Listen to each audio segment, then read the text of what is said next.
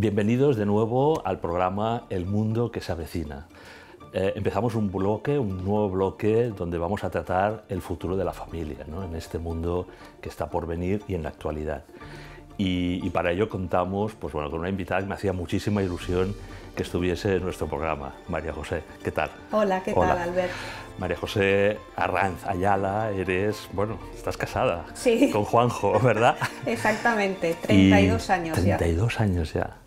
Y tienes 7 hijos. 7 hijos, sí. ¿De qué edades? La mayor tiene 28 y el séptimo tiene 16, o sea que entre medias, pues de todas las edades. Bien, eres licenciada en Derecho, ¿verdad? Y trabajas para los temas de fundraising en la revista Misión, ¿verdad? Eso es. En todos los temas que, toda esa administración de donativos. Exactamente, nos dedicamos un poco a lo que es la captación de donativos para tercer sector, porque la revista Misión donde trabajo está editada por una fundación sin ánimo de lucro y entonces pues una de las fuentes de ingresos son los donativos. Y luego a raíz de ahí pues también hemos entrado en contacto con la Universidad Francisco de Vitoria, que es promotora de la revista Misión, y con el Regnum Christi también hacemos colaboraciones de fundraising para ellos. Muy bien.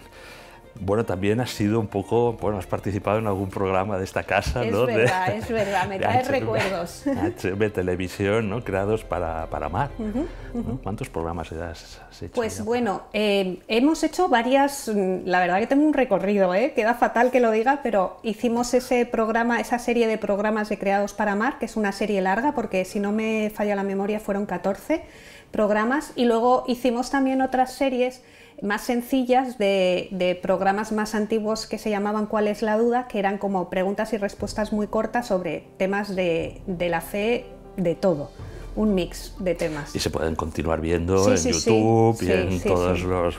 Bien. Y también con Radio María, el programa semanal, creo que era El Reto del Matrimonio. Sí, ese fue mi primera incursión. O sea, yo empecé primero en radio propiamente y luego ya con El Hogar de la Madre en televisión, pero sí. Porque además creo que Juanjo, tu marido y tú, laicos del hogar. Exactamente, somos laicos del Hogar de la Madre y bueno, la verdad es que en el hogar el tema de la evangelización está muy presente, y una de las misiones, que es la conquista de los jóvenes para Jesucristo, pues también te lleva a hacer cosas así, ¿no? Un poco salir de tu zona de confort y estar en internet, en YouTube, en sitios donde los jóvenes van a ir a mirar, ¿no? Recuérdanos un poco las misiones que tiene. Sí, son 3 misiones, la defensa de la Eucaristía, la defensa de la virginidad de nuestra Madre, especialmente en el privilegio de su virginidad, y la conquista de los jóvenes para Jesucristo. Y hacéis encuentros de familias, jóvenes, campamentos. Claro, ¿no? Sí, lo bueno que tiene el hogar, que fue lo que al final nos decidió, porque llevamos conociendo al hogar toda la vida, pero hemos estado muchos años viendo desde fuera y beneficiándonos, pero sin formar parte como miembros del hogar.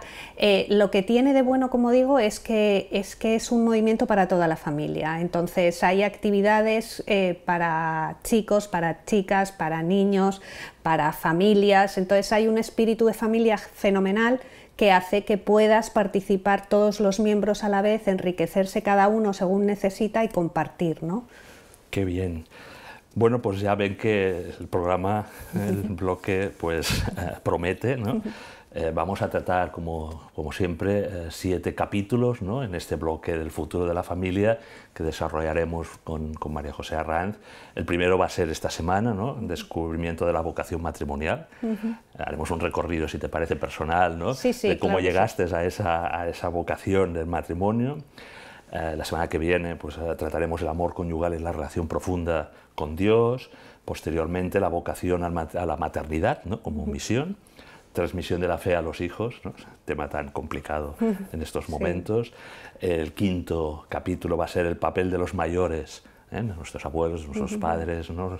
en la familia. El 6.º, los llamados nuevos modelos de familia. Y finalmente terminaremos, como siempre terminamos en estos bloques y programas, con un tema de alegría y de esperanza, ¿no? Que es la familia cristiana para el futuro, ¿no? Un poco reflejándonos pues esa familia de Nazaret, ¿no? Esa familia pues que nos sirve como ejemplo, yo creo, siempre, ¿no? En el presente y en el futuro, ¿no? Por lo tanto, si te parece, María José, empezamos con el descubrimiento de la vocación matrimonial, ¿no? En tu caso, ¿no? Porque, bueno, si quieres nos situamos que a los 16, 17 años, cuando muchos jóvenes, perdona, claro, ¿no? Bueno, están todavía viendo cuál va a ser su vocación, porque no tiene por qué ser ya directamente clara, ¿no? Y por tanto hay que discernir, ¿no? Claro, ¿Cómo fue en tu caso? Bueno, os sitúo un poquito. Yo, mis padres eran muy distintos en cuanto a la vida de fe. Mi madre era una persona muy religiosa, había hecho ejercicios espirituales en su juventud, había hecho un compromiso con el Señor y, o sea, rezaba el rosario todos los días y tenía una vida de fe muy intensa. Mi padre, en cambio, era pues un hombre muy honesto, muy virtuoso, pero sin embargo vivía alejado de Dios. Tenía un respeto exquisito por mi madre, quiero decir que la apoyaba en todo, pero no la acompañaba. Entonces yo crecí en ese entorno teniendo, digamos, los dos modelos. Y entonces, llegada la adolescencia, pues en torno a los 16 o algo así, en mi colegio, que mis padres decidieron ambos de común acuerdo, porque mi padre estaba contento que mi madre me educara en la fe, propusieron en el colegio hacer unos ejercicios espirituales. Entonces yo fui un poco por probar, tampoco tenía muy claro qué era aquello, pero me parecía una cosa novedosa, interesante y tal, y fui por probar. Y fue un momento de encuentro con el Señor. Entonces, en esa edad además, que tú decías que es como de encrucijada un poco, que tienes delante pues muchas decisiones que tomar, o sea, ¿a qué me quiero dedicar en la vida?, cuál es mi vocación, o sea, cómo me veo yo en un futuro, ¿no? Y entonces ahí entró como el Señor en ese momento crucial, ¿no? Y me abrió un horizonte distinto, que era ver, o sea, cuál era la vocación a la que Dios me llamaba. O sea, yo de repente hubo cosas que, aunque en el fondo quizá todos las sabemos, necesitas que te las digan, ¿no? Pues una importantísima es que Dios había pensado en mí desde toda la eternidad, me había llamado a la vida en una familia concreta, con unos dones concretos, con unas limitaciones, y que eso lo había hecho pensando en una misión específica para mí, ¿no? Como la tiene para todo ser humano. Y claro, eso abría un horizonte distinto, que era, es que Dios ya ha pensado una misión para mí, yo tengo que descubrir eso, ¿no? Porque además es donde yo me voy a sentir como pez en el agua y donde al final voy a ser feliz, porque esa es mi razón de estar aquí, ¿no?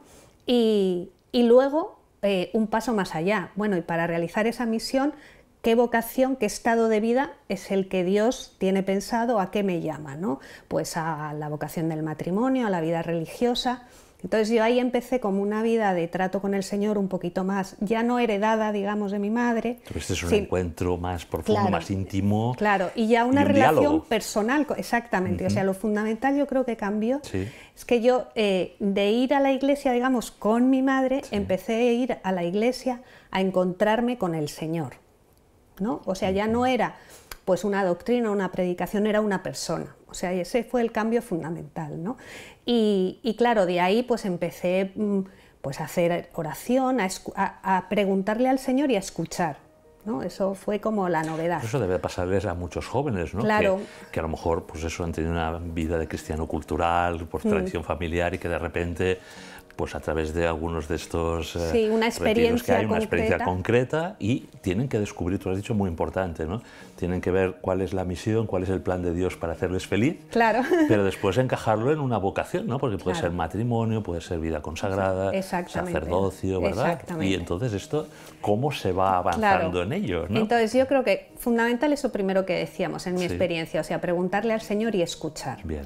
Y empezar a leer, digamos, las señales. Entonces, para mí hubo un momento crucial en otros ejercicios espirituales en el cual, pues como que Dios me llamó y me dijo, ¿y si quiero que te consagres? ¿Y si quiero que seas religiosa? Y entonces yo ahí entré en una crisis absoluta. Porque siempre te habías imaginado un matrimonio, una familia... Exactamente. ¿Sí? Entonces, de repente planteé, o sea, la posibilidad de que Dios me llamara a una consagración me tambaleó. O sea, y claro, yo me hacía la siguiente reflexión. digo, fenomenal, yo sé que si Dios me llama a esto, me va a sostener en este camino.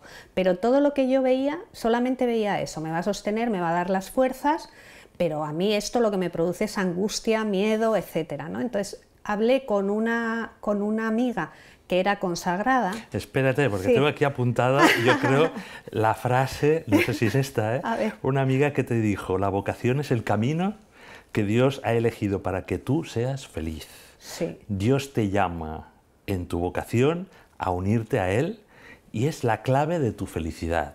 Claro, ese acertar es el con tu vocación es acertar con tu camino para ser feliz. ¿Eso es lo que te dijo tu amiga? O sea, es que me cambió completamente la perspectiva. ¿Por qué? Porque yo lo planteaba todo en una clave de fuerza. Vale. De voy a poder, Dios me va a sostener y tal, pero en el fondo que pensaba, voy a ser una desgraciada toda mi vida. O sea, Dios me va a sostener, vale, ok, pero voy a ser completamente desgraciada e infeliz. Y entonces, esta amiga consagrada lo que me hizo fue dar la vuelta completamente al razonamiento. Claro, no te estaba dando la solución, simplemente te estaba diciendo... O sea, es que no estás jugándote eso. O sea, claro, tú no te juegas digamos, un éxito de un proyecto. Lo que te juegas es tu felicidad. Entonces, no tiene sentido que tú te angusties por ser feliz, o sea, por ser feliz donde Dios te llama. O sea, date cuenta que es que, claro, tienes que hacer un salto en la fe, ¿no? Al final, en la vida, pues el Señor te va a poner, lo que quiere es que confíes en Él. Entonces en mi experiencia, te va situando en tesituras en las cuales tú tienes que dar un salto en la fe y confiar. Entonces, claro, el salto que yo tenía que dar era, Señor, me fío de que tú quieres hacerme feliz y lo que has pensado es lo mejor para mí. Entonces, eso me cambió radicalmente. Entonces, esta amiga me dijo... Te dejó... O sea, me descolocó, sí, y me dijo, no, o sea, por ahí no. Y entonces yo la miré como diciendo, bueno, bien, ¿y qué hago? Ahora claro, tú me has situado en lo que realmente es, pero ¿y ahora qué hago? Entonces me dio una receta. Me dijo dos cosas. Primero, en toda vocación, tanto en la vida matrimonial como en la vida consagrada, hay rosas y espinas. Dice, ¿qué es lo que pasa? Que en la vida matrimonial desde fuera se ven solo las rosas y no se ven las espinas. Pero en la vida consagrada, sí, lo que tú ves son esas espinas, esas renuncias que tienes que hacer, pero no ves las rosas que te vas a encontrar después. Dice, entonces, ten en cuenta, o sea, como para ponerme en lo que sería un equilibrio, sí, ¿no? Y lo que llama San Ignacio indiferencia, ¿no? Esa indiferencia de decir, ojo, sea cual sea de los dos caminos, hay rosas y espinas, ¿verdad? Va a haber de todo. Claro, sí. Claro. Y luego me dijo, y lo que tienes que hacer es simplemente irte delante del Señor y hacer un acto de confianza en Él. Y entonces yo le decía, pero si no lo siento, y ella me decía, da igual, o sea, el acto no consiste en que tú sientas que confías, sino en que tú con tu voluntad lo hagas y tú te pones delante del Señor y Él ya te irá diciendo. Y entonces recuerdo que era vísperas de Semana Santa y fui a la parroquia de al lado de casa y me puse delante del Señor, estaba sola en la iglesia y hice lo que me había dicho mi amiga. Fui e hice un acto de confianza con mucha sinceridad, o sea, diciéndole al Señor, yo no sé lo que tú quieres, yo he cambiado mi perspectiva, muchísimas gracias por esta amiga que me ha hablado en tu nombre, claro, sí, que en ese sentido yo sentía que el Señor me había dicho a través de ella lo que necesitaba saber, ¿no? Como el siguiente paso. Y digo, y aquí vengo a hacer este acto de confianza, yo no lo siento, pero da igual, o sea lo que sea, me fío de ti. Fue muy breve, no fue nada así espectacular, fue muy breve y me volví a mi casa. Y curiosamente fue como un bálsamo, o sea, todo se serenó, las aguas volvieron a su cauce, yo que me había apartado un poco de la oración por temor al Señor, voy a confesarlo aquí, exactamente, a ver qué te pedía. Me había apartado un poco, claro, con esa paz, esa serenidad, después de hacer ese acto, volví otra vez. Ya en otro registro, ¿no? Sí. Y entonces se fue aclarando todo progresivamente con una serie de signos y de circunstancias que ya me dejaron como tremendamente claro que lo mío era la vocación matrimonial. Entonces, Quiero decir, es una experiencia personal, lógicamente, pero hay cosas que yo creo que pueden servir Es para... muy útil, ¿no? Porque en este recorrido casi cronológico que podemos hacer en el bloque, bueno, pues habrá chicos, como hemos dicho, chicas jóvenes que en este momento estarán intentando discernir que el Señor, qué vocación, ¿no? Claro. Muy bien, nos situamos ya en los que tienen esa vocación matrimonial, ¿no? Y bueno, hay el noviazgo. Es decir, te encuentras a una persona, ¿no? Sí. Que puede ser con un carácter distinto, que a lo mejor tenga una fe pues, parecida a la tuya, pero tal vez sí, tal vez no. El proyecto de vida que estáis como pensando para el matrimonio, ¿cómo tiene que ser desde tu punto de vista, cómo fue, pero cómo tiene que ser para este mundo y el que se avecina, ¿no? Ese preámbulo? Respecto a eso que decías tú, me parece importante darnos cuenta de que hoy en día hay una dificultad que quizá no existía tanto en mi época, y es el tema del emotivismo y el sentimiento. Yo pondría el acento en que, claro, es verdad que lo propio, ese primer momento, digamos, de no sé cómo llamarlo, chispazo, de flechazo, de chispazo, de química, todos esos nombres, ¿no?, que utilizamos, es algo que no se elige. O sea, lo normal ahí es que sea algo que tú recibes, que te sucede, pero que luego tú tienes que hacer consciente. Y ahí es donde me parece que hoy en día se falla más, porque tienes que entrar con la inteligencia a examinar eso que te ha pasado y a mirar a la otra persona. ¿Por qué? Porque te estás jugando tu felicidad. Es que te estás jugando tu felicidad, la de tu familia, tus futuros hijos, o sea, se abre delante de ti un escenario muy importante. Te juegas la vida eterna también, no solamente la felicidad aquí, sino después, o sea, es mucho. Y entonces pensar que solamente vas a decidir en base a un chispazo, en base a algo que te ha sucedido sin que tú entres a tomar ninguna decisión ni parte en eso, es completamente como jugar a la ruleta rusa con tu vida, ¿no? Entonces, yo siempre a mis hijos y a jóvenes con los que hablo de este tema, siempre les digo, fenomenal, el primer momento es el chispazo, pero luego mira a la otra persona, o sea, os tenéis que conocer, tienes que ver cuáles son sus valores, cuáles son sus proyectos de vida, cuál es su vida de fe, o sea, cuáles son los puntos de encuentro, si se puede construir una vida en común, ¿no? Y ir dándote tú a conocer también, ¿no? Y ir viendo si eso se va asentando, ¿no? Ese sería ese noviazgo. Poner el corazón, pero también poner la cabeza, ¿no? Sí, la sí, razón. Sí, Ahí, ¿no? Porque... el corazón lo tiene que dirigir la cabeza, porque si no, estamos mal ya de entrada. Y luego también, lógicamente, eso, hay una cuestión que hoy en día se habla muy poquito, que es el tema de la castidad, y que yo siempre digo, a ver, esto, igual el ejemplo es un poco superficial, pero esto es como invertir en bolsa. Como cuando tú inviertes lo que necesitas para vivir, inviertes tanto, cuanto más inviertes, más preso estás. Y en ese sentido, menos libertad tienes de salir si la cosa se pone fea. Entonces, cuando tú no vives el noviazgo en castidad, tú te haces preso de ese noviazgo. O sea, no puedes tener la libertad de decidir, mira, esto no tiene futuro, hasta aquí. No, porque has invertido tanto que no te puedes permitir ese lujo. Entonces eso mismo te bloquea y muchas veces se ven noviazgos que todo el mundo ve que está abocado a un fracaso y que sin embargo se perpetúan porque no han sabido vivir en castidad con la libertad que te da eso. Claro.